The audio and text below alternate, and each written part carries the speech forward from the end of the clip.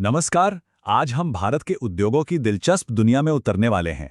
हम ये देखेंगे कि आखिर कैसे हमारी अर्थव्यवस्था की नींव रखी गई और आज ये दुनिया की सबसे मजबूत अर्थव्यवस्थाओं में से एक कैसे बन गई है। कभी सोचा है कि जो कच्ची कपास खेतों में उगती है वो हमारे पहने हुए कपड़ों में कैसे बदल जाती है? या फिर जमीन से निकला लौह अयस्क हमारी गाड़ियों का वो मजबूत स्टील कैसे बन जाता है? इसका जवाब छिपा है उद्योगों की दुनिया में, जो कच्चे माल को हमारी रोजमर्रा की जिंदगी का हिस्सा बना देते हैं। तो चलिए आज का सफर शुरू करते हैं। देखिए, सबसे पहले हम उद्योगों की नींव और उनके महत्व को समझेंगे। फिर हम उनके अलग अलग प्रकारों पर नजर डालेंगे। उसके बाद भारत के जो बड़े बड़े औद्योगिक स्तंभ हैं उनको जानेंगे। और आखिर में ये भी देखेंगे कि किसी भी उद्योग को खड़ा करने के लिए किन चीजों की जरूरत पड़ती है। तो सबसे पहले ये समझना बहुत जरूरी है कि आखिर ये उद्योग या इंडस्ट्री चीज क्या है और ये किसी भी देश के लिए इतनी जरूरी क्यों होती है। चलिए इसे बिल्कुल आसान शब्दों में समझते हैं। तो देखिए, उद्योग का सीधा सा मतलब है बदलाव। ये एक तरह की आर्थिक गतिविधि है जो कच्चे माल की कीमत बढ़ाकर उसे हमारे काम की चीजों में बदल देती है। जैसे गन्ने के रस से मीठी चीनी बनाना, है ना कमाल की बात। असल में उद्योग किसी भी देश के विकास के लिए एक मल्टीपर्पस इंजन की तरह काम करता है।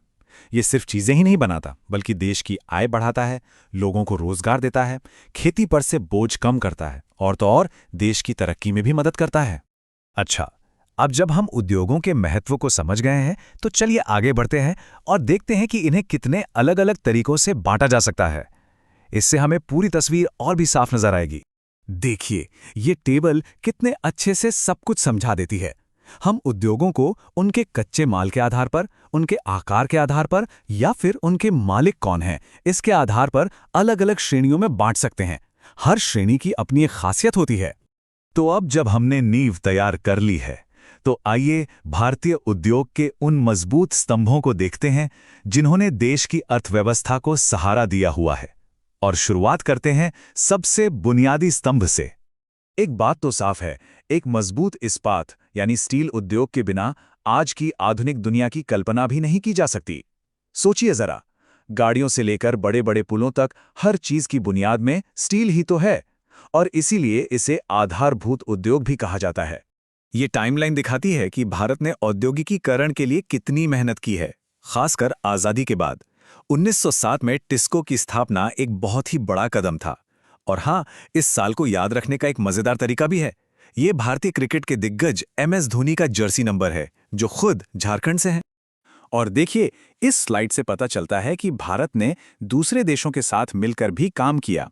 दुर्गापुर ब्रिटेन कनेक्शन को याद रखने का एक और मजेदार तरीका है।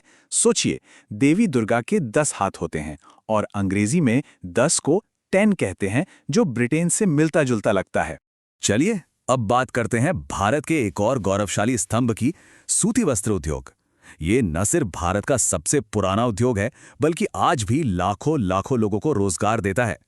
ये उद्योग इतना महत्वपूर्ण रहा है कि भारत के कई शहरों को ब्रिटेन के मैनचेस्टर शहर का दर्जा मिल गया, जो कि औद्योगिक क्रांति का केंद्र हुआ करता था। जैसे कानपुर को उत्तर भारत का मैनचेस्टर कहा जाता है। अब जरा खेती से जुड़े एक उद्योग की ओर बढ़ते हैं, चीनी उद्योग। पता है, ये एक ऐसा उद्योग है जो साल के कुछ ही महीनों में जोरों पर चलता है, इसीलिए इसे मौसमी उद्योग भी कहते हैं। और इसमें कुछ राज्यों का दबदबा है, जिनमें उत्तर प्रदेश सबसे आगे है। लेकिन रुकिए, भारत की औद्योगिक कहानी यहीं खत्म नहीं होती।